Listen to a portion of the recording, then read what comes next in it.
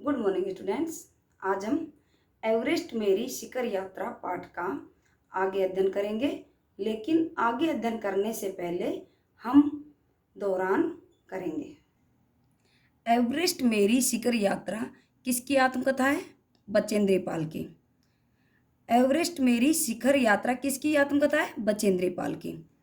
बचेंद्री पाल के दल का नेतृत्व कौन कर रहे थे? कर्नल खुल्लर। और अग्रिम दल का नेतृत्व कौन कर रहे थे? उपनेता प्रेमचंद। एवरेस्ट को नेपालियों में किस नाम से जाना जाता है? सागर माथा। सागर माथा का शाब्दिक अर्थ क्या बताया था? समुद्र के मस्तिष्क को छूने वाला। सागर के मस्तिष्क को छूने वाला।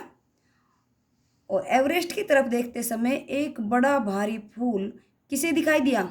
बचेंद्री पाल को। वो कितनी तीव्र गति से हवा चलती है तब बनता है? 150 किलोमीटर या इससे अधिक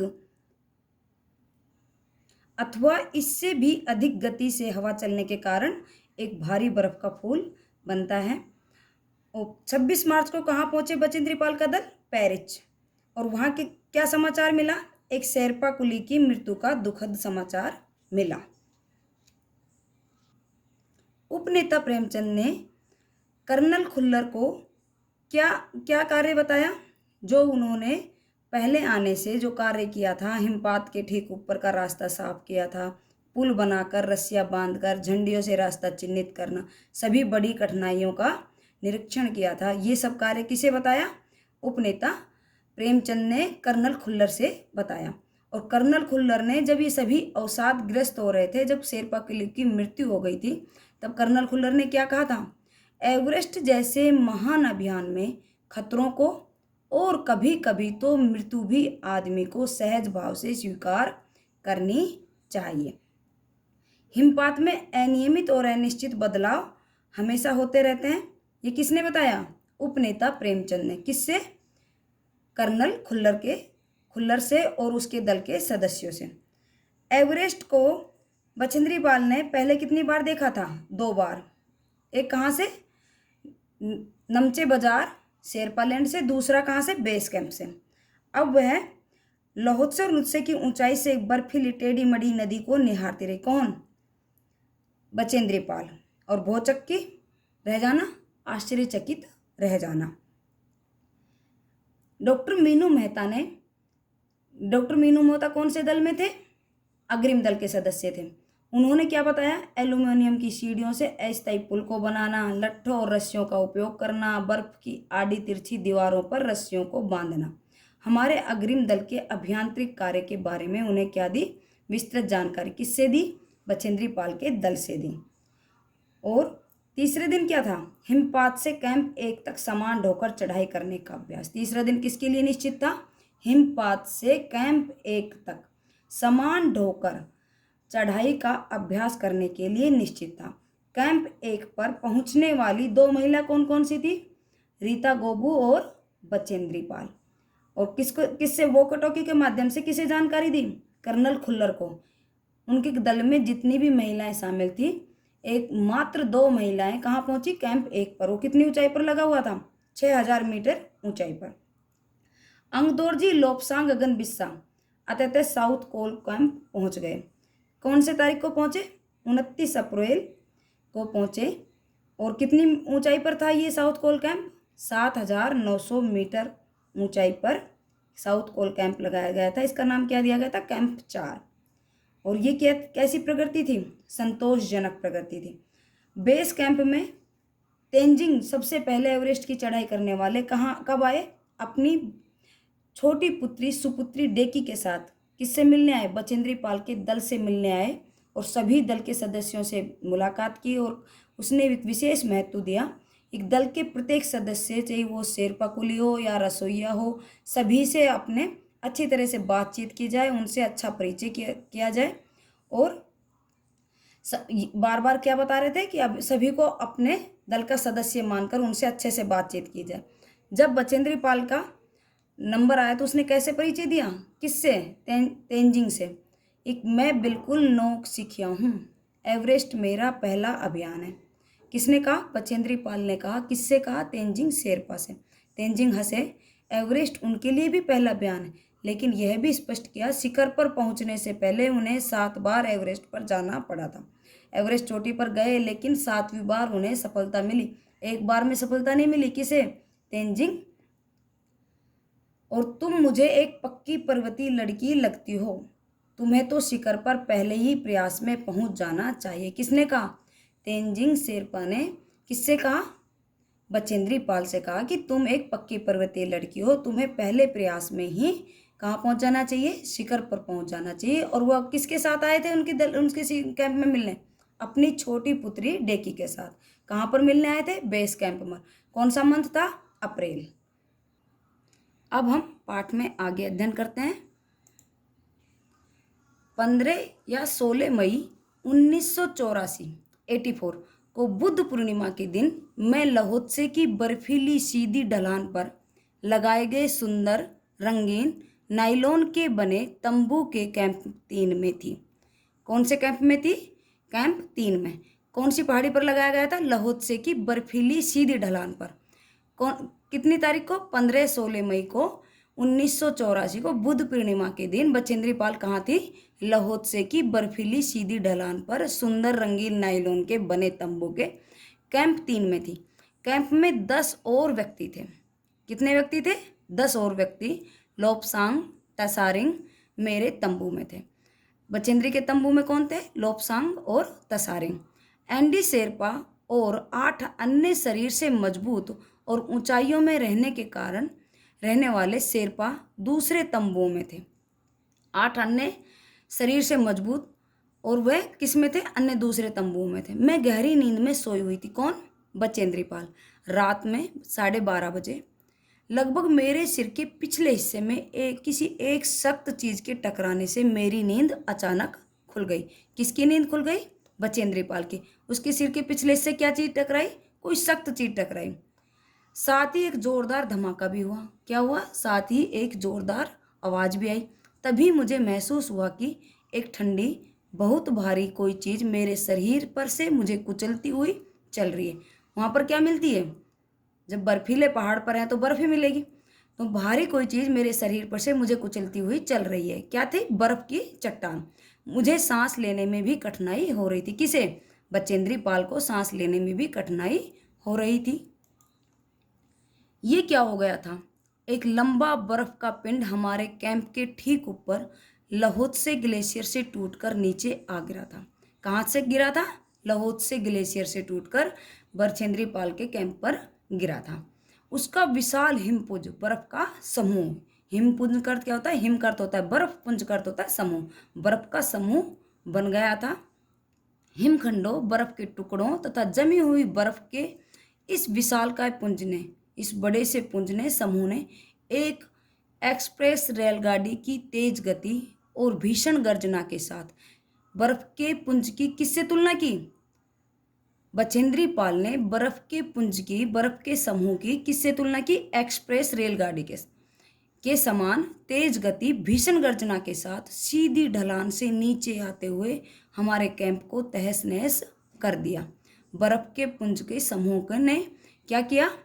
रेलगाड़ी के समान, जैसे रेलगाड़ी तेज गति से आती है, भीषण गर्जना करती हुई आती है, और ऐसे ही बर्फ के पुंज ने भी उनके कैंप को तहस नहस नष्ट कर दिया। वास्तव में हर व्यक्ति को चोट लगी थी। यह एक आश्चर्य था, किसी की मृत्यु नहीं हुई। यह आश्चर्य था, किसी की मृत्यु नहीं हुई थी।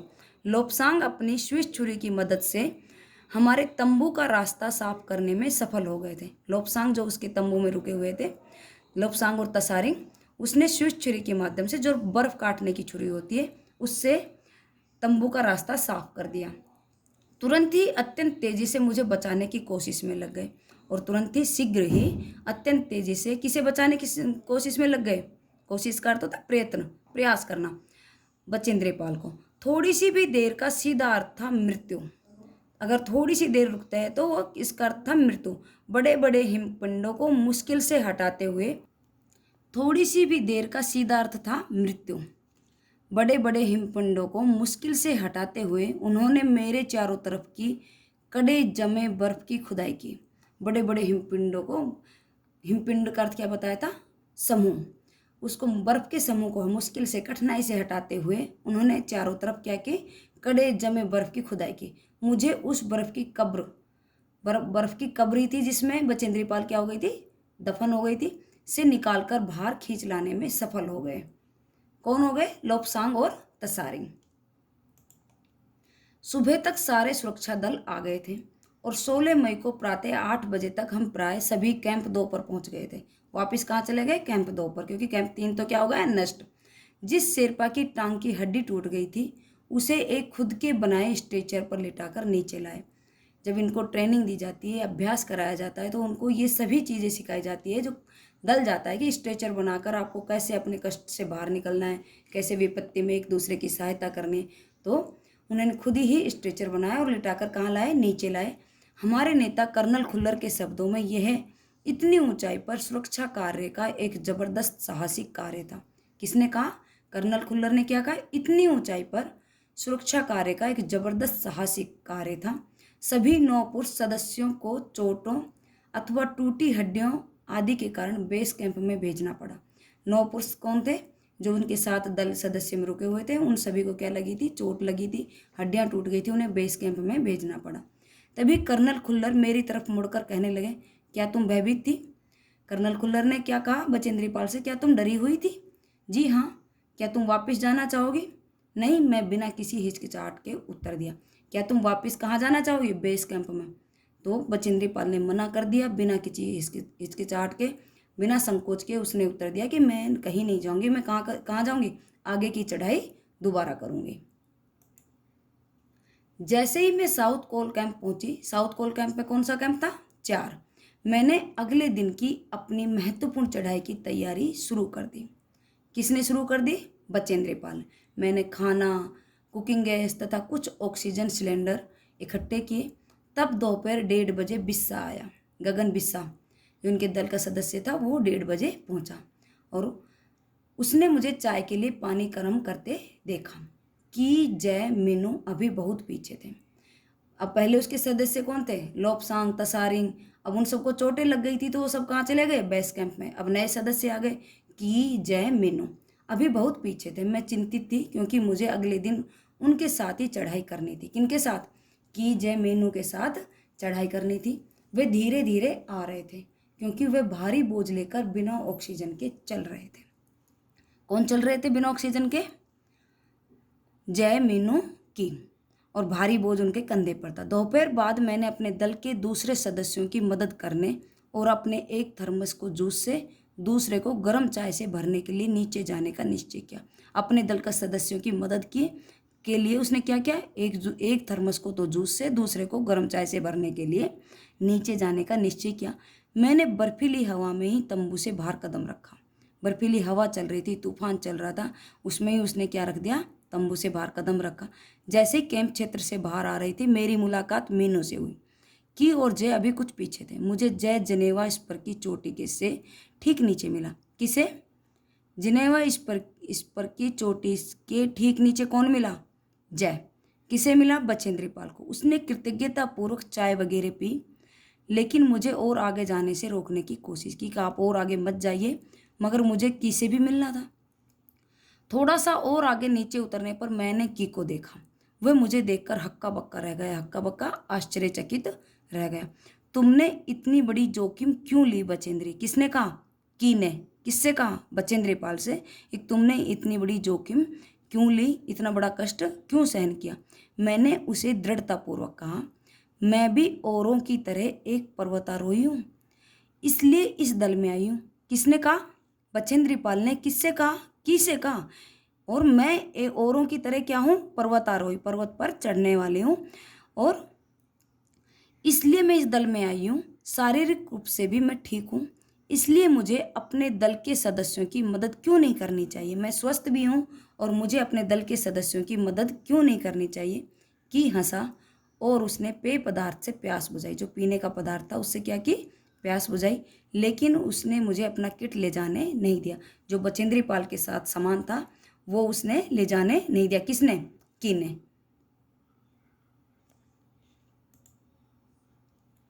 थोड़ी देर बाद साउथ कोल कैंप से लाहाटू और बिस्सा हमें मिलने नीचे उतर आए।